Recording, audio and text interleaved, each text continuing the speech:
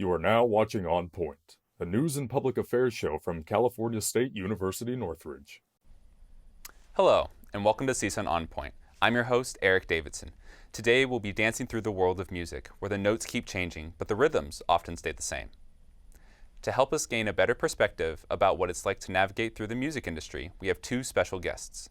Both of them are at different stages in their lives and at different stages in their music careers.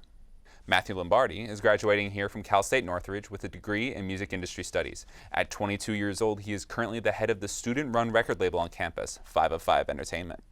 And Gilbert Garza is a vocalist in multiple cover bands, singing rock and Latin music. He's been a musician his whole life, and at 72 years old, he's still rocking it. Yes, sir. Matthew, Gilbert, thank you so much for being here, and welcome to the show. Thank you. Yeah, we're honored to be here, man. Thanks, guys. All right, so let's start. Briefly, take me through your musical journeys. What got you to where you are today? Matthew, I'll start with you. Yeah, man. I started back when I was 3 years old, and I started to play drums. But before then, tried to pick up guitar. It was way too hard. So I was like, man, I need something that I feel like I can wrap my head around a little bit more. And every time I was listening to music with my dad, I really focused on the drums. The beat was something super important to me, so I started to play. And then I first started doing rock. Then followed shortly, I went into my uncle's footsteps of playing trad jazz at Sacramento, a little bit of Dixieland stuff. And after that, I just kept continuing in the drumming career, went on to be in the middle school jazz band, high school jazz band. Eventually came to college to be in the jazz band, so a lot of jazz, but I love playing all different kinds of music, from country to hip hop to rock, a little bit of funk. I mean, I love it all. It's great. Nice. But eventually, you know, I was playing a lot, and I felt that I wanted to do something a little bit more than just playing. I wanted to be in every aspect of the music industry, which is why I became a music industry studies major. And it was great. Did it my sophomore year, and I couldn't be more grateful. It's given me so many opportunities. I still get to play all the time. Heck yeah. As well as I've just gotten to meet some incredible people like this. So it's been great, man. Nice. It's been wonderful. Is there any projects in particular you're currently working on? Man, as of right now, it's been pretty busy running the label. I won't lie. It's been a lot of different projects, a lot of shows, just constantly. Trying to do one about every week almost. But outside of that, I just have a couple of different things I've been doing. I have my own personal group, I guess, called Lombardi Party. Nice. Which has been a great time. Good name. Yeah, man, it's been fun. But just, you know, outside of that, keeping busy, trying to dip my toes into every part of the music industry that I can. Nice. And Gilbert, tell me about your journey to what got you where you are today. Well, that was started when I was very young, like about 4 years old, 5 years old. I grew up kind of in the music environment, my family. My uncle was a professional trumpet player. And then as, you know, growing up there, he would come over. He would bring the trumpet over to me, and then we would just practice little songs in the bedroom. And then I never knew that I would love music as much as I do now. I made it part of my career growing up to this day. And I've been in a lot of groups, started playing trumpet first of all. And then after that, I got into when the Beatles came, Rolling Stones, and all the British invasion came. Mm-hmm. I got involved with that, and also got into the soul music, Motown, Smokey Robinson, the Four Tops, all them guys. Wow. I just fell in love with it all these years, and I never knew at that time that I was going to be a musician. Mm-hmm. It's just like I was telling the gentleman here that I was just, it would pop in, I would hear music, and I would just hear it, and it would just like, it would hit me, and then I would just dawn, it would just go away. But after that, going, you know, as my life been going on in the music biz, I just got into more into it, realizing that it was a gift. Mm-hmm. It was a gift for me. Definitely. To continue to play the music with the instruments, you know, meet a lot of people, do different types of music, so it'll expand my, you know, musical career. For sure. Yeah. So I just been doing it a very long time. I have a band. Right now is a Truth Band.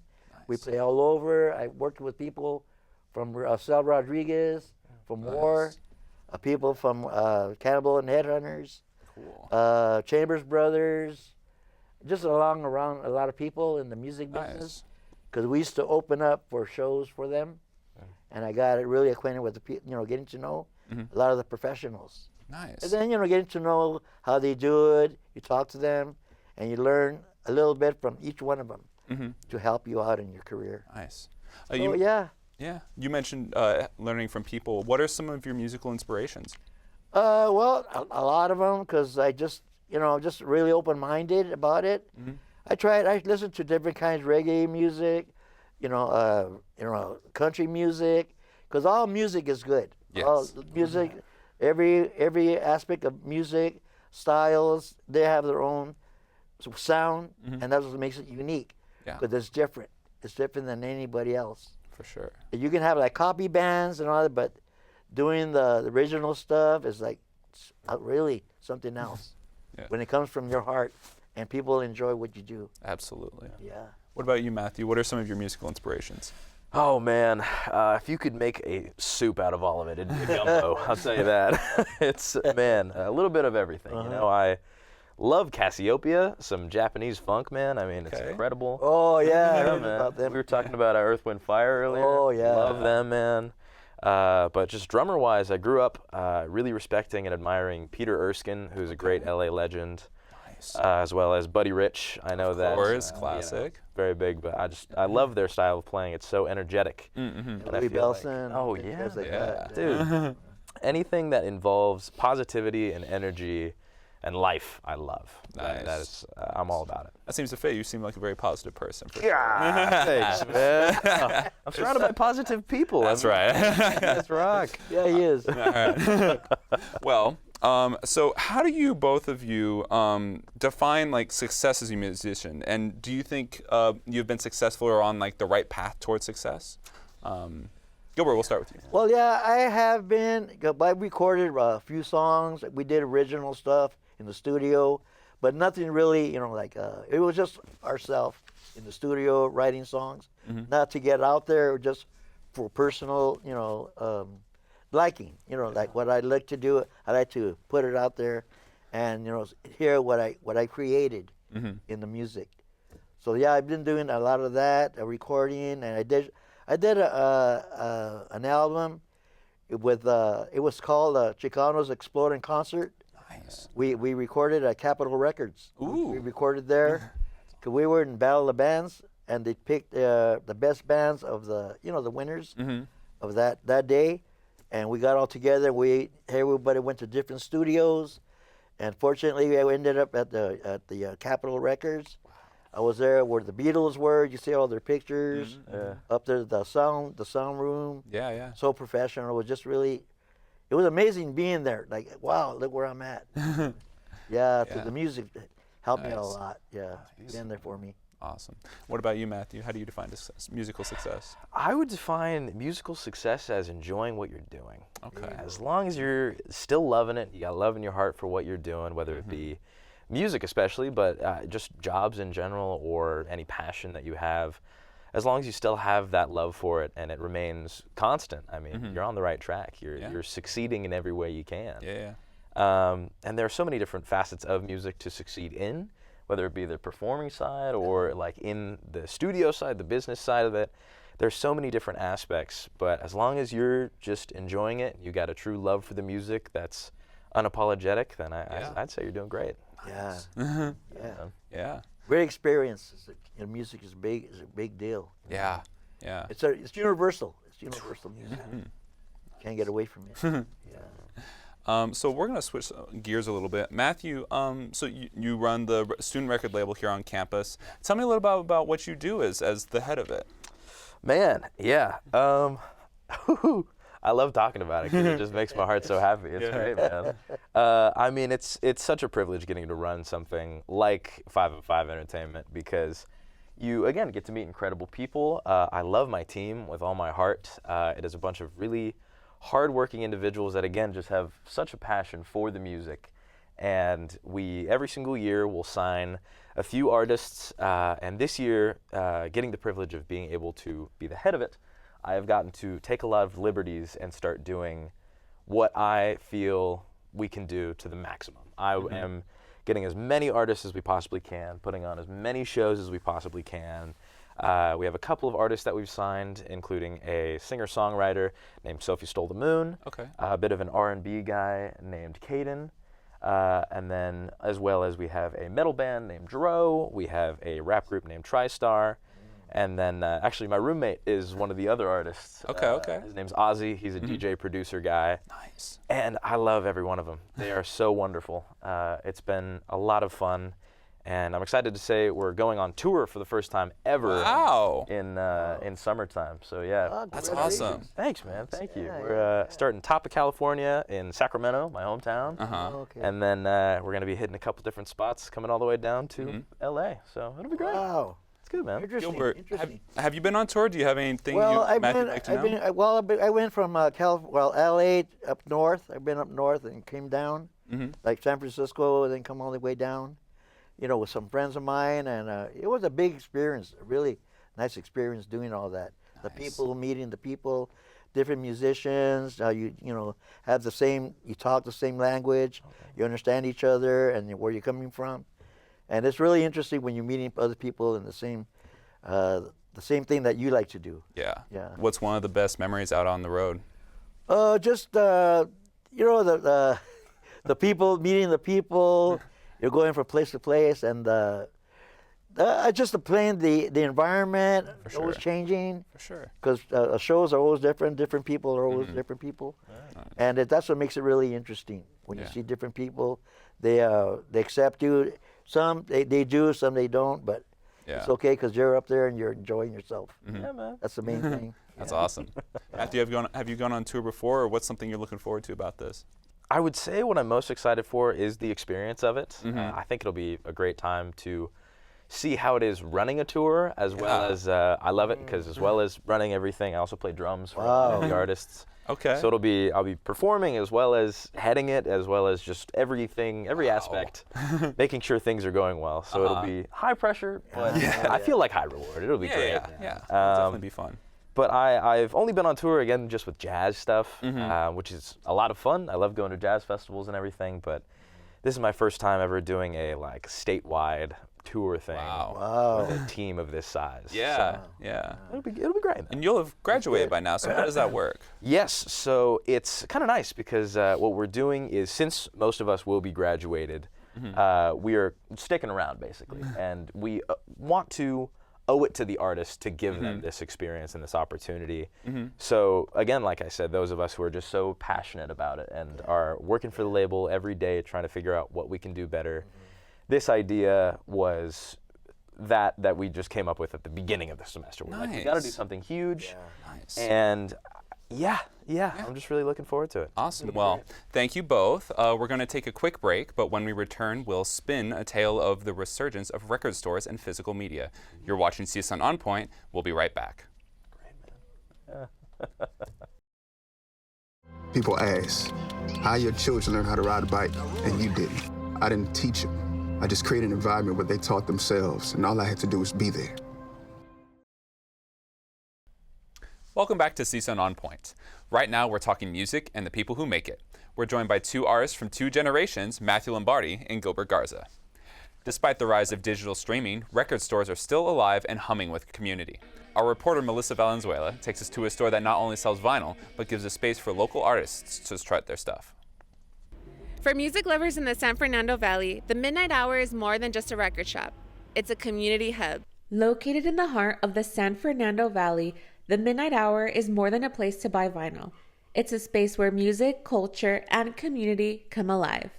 I grew up with vinyl ever since I was like 14, 15, just collecting it everywhere that I would travel. And I just like the physical format. It's a big format. Art is cool. You can hold it. It's tactile. You can, actually touch it, and you own it as well, which is a big plus because a lot of streaming services kind of get rid of the music or whatever it is. So like I've traveled all over the world, and it's just there's a deep history and a deep connection with vinyl that I just value a lot. I do collect them, or I started maybe a couple years ago. I got a vinyl from a show that I went to, and it's funny because even now I think I have over 20 vinyls, but I still don't even have like a record player. So they literally just sit there and I just collect them. I just like looking at them and like seeing them. Since opening back in 2020, the Midnight Hour has become a go-to spot for record collectors and music lovers alike. But what truly sets them apart is their commitment to fostering talent and bringing the community together. The energetic rock performances offer local and established musicians a place to shine. But it's not just about the music. The shop also organizes comedy and poetry nights, craft fairs, and more, creating a space where people from all over the valley can connect. Whether you're an avid vinyl collector, a musician, or just someone who loves good music and atmosphere, the Midnight Hour has something for everyone. Reporting from the city of San Fernando, I'm Melissa Valenzuela for On Point. Thank you, Melissa, for that look into the world of vinyl. Jens, what did you two think? Vinyl during the day and the time I was growing up, it was that's what we had. That's all we had, and so they started coming up with CDs and things like that. But I think the record, the vinyl, was the best. The best you could have, Yeah. compared to the CDs that, they scratch. Well, everything they scratch, they both scratch, but I mean, it's more of the beginning of the vinyl, how it all built up to where we are right now. The music, the effects, things that get add to it. Yeah. And that time, it was like raw. The music was raw and, from the heart. And nowadays, it's more this and that, adding this voices, added special effects, make you sound better, and throwing in, other stuff like violins and, background music and stuff like that. Nice. But I really, growing up in the day of the vinyl, it was fun during that time. And, well, time gets better, it advances to where we are right now. But to me, the vinyl was the time. Nice. Matthew, what about you? I'll tell you right now, vinyls are my favorite physical form of music. Okay. From the aesthetic, the look of them, I mean, the sound is incredible. I mean, science, man. That's crazy. Yeah. A little circle that, you have a divot in there, and it plays music. Like, that's crazy. And I know that, How do you do it? Exactly. It was cool because there was a period of time, I feel like in the early 2000s, where I'd go to friends' houses and they'd have them hung up on a wall. And, like, not played or anything like that, but just like for decoration. Yeah. Now we're in a time where they're starting to get played more. They're starting to get used, actually, and I love it. Because there's so much music being discovered. People are now collecting, like the person had said in there. And as well, another reason why I love vinyl so much is the Midnight Hour is an incredible place with so many wonderful vinyls. I thankfully have been there. It's a wonderful, wonderful community. Nice. And I'm excited to say, to tie back to the label a little bit, we're actually planning a show there coming up here within the next few months, hopefully with our metal group Dro. Okay. Because they're just some of the greatest people. And we would love to be in that space and around, again, that beautiful physical form that is vinyls. That's great. Nice. I agree. Gilbert, do you frequent vinyl shops nowadays? Oh, or? well, not anymore. Not anymore. We just go back to the music when it originally came out from the vinyl. First of all, from vinyl. Yeah. And then we learned from all that. And then it just started getting more advanced, getting more advanced with a CD and things like that. But to me, I'd rather hear it from the original vinyl, because that's really original. It's original. Yeah, and there's nothing added to it. It's just from the heart when you hear the music and you can feel it, and you get. It's just better than it is now. What do your guys' collections look like? Do you have a bunch of vinyls all over the place, or? More. I have like more CDs. Okay. More CDs, of the past that I grew up with. I would like to have more vinyl, but it's like they don't have them anymore. Yeah. And then more people are starting to use, like CDs, things like that. And then again, they also bring back. They're using the old stuff from the vinyls to put it into CD. Yeah. Because then they could throw in different effects. But the original way is the best way to go. Heck yeah. Vinyl. Yeah, man. What about you, Matthew? Yeah. I mean, my two old ones that I have are from 1940 and were given to me by my aunt. And I love them. I have it's a Billie Holiday of like just Christmas tunes, okay. man. A bunch of Christmas tunes. Yeah. And then a Gene Krupa, like all about drums album Okay. that I mean, I'm surprised it still works. I've listened to it so many times. And I'd say my newer ones that I have, again, Cassiopeia. I have a Mint Jams vinyl. That is like my favorite album of all time. Wow. And my roommate and I, we splurged a little, got like a Tyler, the Creator vinyl recently. Okay. So, all different sorts. But Yeah. just, man, every time I see a vinyl, I get stoked. And I'm like, oh, I mean, I gotta have that. It's awesome, man. Yeah. Like you see like shops are starting to open up now. They're starting to come up with bringing back the vinyl. Yeah. Like that, and Yeah. then, they have the record players the way they used to be, with the diamond needle and things like Yes, that. sir. Oh, man. The best sound. Yeah. Better than now. I think. Do you guys ever listen to like streaming and vinyl like back to back? Like what do you think the pros, like the differences are? I guess I should say, Matthew. Man, I mean, when you listen to streaming, it's interesting because you can listen to anything you want to in any order you want to. You know, it's like you can make a playlist of all these different songs from all these different albums. Right. And it's cool, you know, like I have like a workout playlist. I have a like car jams playlist, all that kind of stuff. Whereas with vinyls, you can only listen to what's on there. You Yeah. can't pick and choose, and like it's hard to very much pinpoint like, oh, this song starts in this divot right here. Yeah. You gotta wait. You gotta be wait. patient. But it teaches you to just enjoy it. It teaches you to really sit down and listen and like absorb all of this beauty from songs that maybe you haven't heard before that are on the same album as your favorite songs. Yeah. But yeah, man, what about you? You Because they feel was doing that.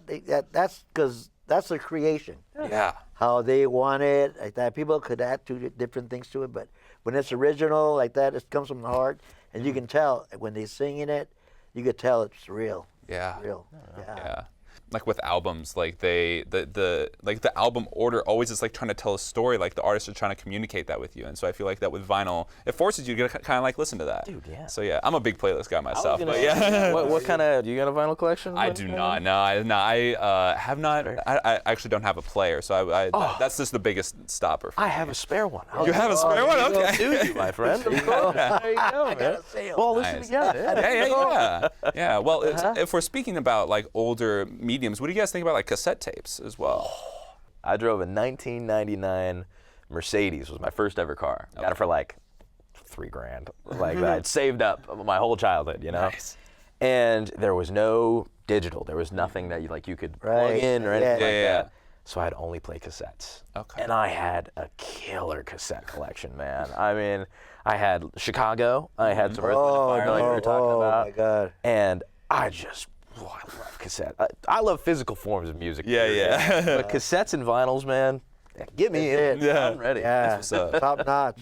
What about you? Yeah. Well, the vinyl stuff is really great. But in the past, it's always been great, and they're bringing it back. Slowly but surely, I think. And it's just a good thing that's bringing all that stuff back. And then the cassettes. I used to have a Craig Pioneer. I think everybody had a Craig Pioneer. But the bad thing about it was, when you used to pull them out, they used to like, all messed You gotta up. wind Winding them up. Yeah, that was the only bad thing about it. But it was good though. It was still good. Awesome. It was kind of making it portable, where you can put it in your car, and you can drive around and buy different cassettes. And then just play them. Well, they were 8-track. The 8-tracks I'm talking about. Yeah. With the tapes. Yeah, those were really good. But they had, the ups and downs. Did you ever get a Walkman? You ever have one of those? Oh yeah, the Walkman. Yeah, that was a good thing. Yeah. Oh yeah. Walkman. You throw a CD in there. It was great. Yeah. Awesome. So we've been talking a little bit about like past technologies of stuff that's been like in the past, and we've been in the present. So let's talk about like what do you guys think the future of music will bring? Yeah, I don't know. I'll let you start. It could. Oh wow! It could. Anything could happen with music. Way at the instruments. Different instruments, different sounds. So that's what they do now. The Beatles. Yeah. They used to use all kinds of different things, bells. A lot of different things to make it sound different. Yeah. Because that's what the Beatles were the original guys. Everything was original. Yeah. But yeah, that was it. Yeah. That was it. What about you, Matthew? I would say the future of music is extremely bright. I feel like there are so many new musicians every day that are, one, learning they love music, learning they want to play music. And I mean, I think it's incredible. Of course, we have a lot more mainstream music that people listen to on the daily. But it's so important to really listen to local musicians, go to your local venues, you know, because you're supporting people who have the same love of something that you have had your entire life. And it's so important to really embrace that community and come together to ensure that the future is as bright as we all want it to be. You know? So I have hope. I have faith. And I think it'll be great. Yeah, Nice. but the youth these days, you know, a lot of them are into the music, and some of them just like to listen to it. But there's some that really want to get into it. They start playing an instrument, and then learning all that stuff, and doing it, you know, like live. Yeah. You know. To close out our show, since our time is coming to an end, what advice can each of you give to like young musicians starting out? Gilbert, we'll start with you. I think it just try different things. You know, don't stick to one category of music. Try to learn a little bit of everything. That way, your creativity it grows, it gets bigger, and you'll learn to different things. If you want to put something here from another type of music, you can add it. Like what we're talking about the Beatles. Yeah. They bring in different things to make it make the record. So that's why I think it's good like that. It's good to do that. Yeah. Start just dip all your fingers in all the cups. Try a little bit of everything. Heck yeah. Yeah. What about you, Matthew? To close out the show, to tell you honestly, my dad had the best advice. He's one of my biggest role models, and my whole life, when it came to music, sports, anything I did, have fun. Have fun. That is the biggest thing to do. Have fun. If you want to join music, if you want to join a band, learn an instrument, have fun. Enjoy yourself, you know? Like, never try to limit or stay in one lane.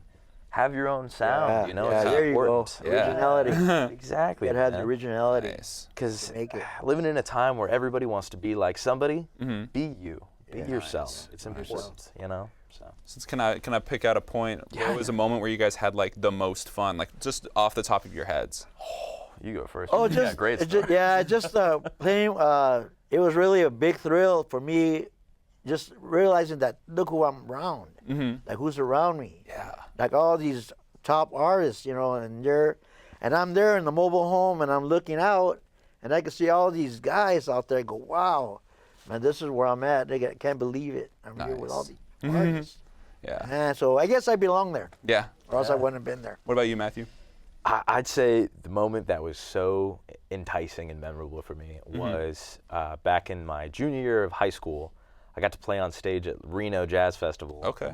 And just the pure amount of joy and energy I felt from the band, from the people all out in the audience, almost brought me to tears, man. Yeah. I was and then, you know, drum solo at the end going crazy. Yeah. I'm like crying. I'm like, this is so cool.